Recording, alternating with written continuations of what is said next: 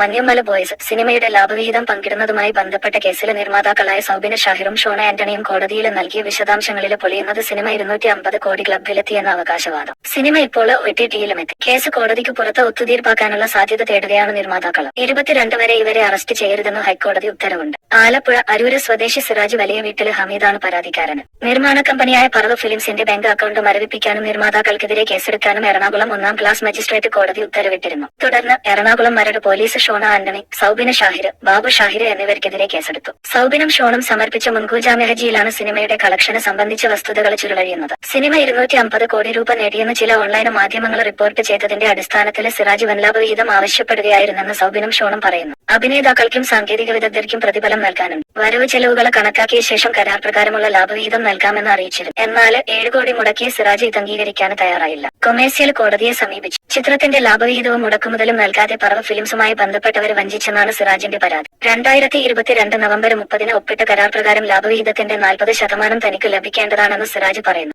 എന്നാൽ കരാറ് പാലിക്കപ്പെട്ടില്ല. കൊമേഴ്സ്യൽ കോടതിയെ സമീപിച്ച ശേഷം ക്രിമിനൽ ഹർജി നൽകാനാകുമോ എന്ന സംശയവും സൗബിന് ഹൈക്കോടതിയിൽ ഉയർത്തും. സിവിൽ തർക്കമാണെന്ന് ആദ്യ പരാതിയിൽ വ്യക്തമാണ്. ഇതിന് പിന്നിൽ ഗൂഢോദ്ദേശമുണ്ടെന്നും സമ്മർദ്ദം ചെലുത്തി നേട്ടമുണ്ടാക്കാനാണ് ശ്രമമെന്നും സൗബിനും ഷോണും ഹർജിയിൽ ആരോപിച്ചു. ഇതേ തുടർന്നാണ് മറുപടി നൽകാൻ ഹൈക്കോടതി സിറാജിന് സമയമനുവദിച്ചതും അറസ്റ്റ് തടഞ്ഞത്.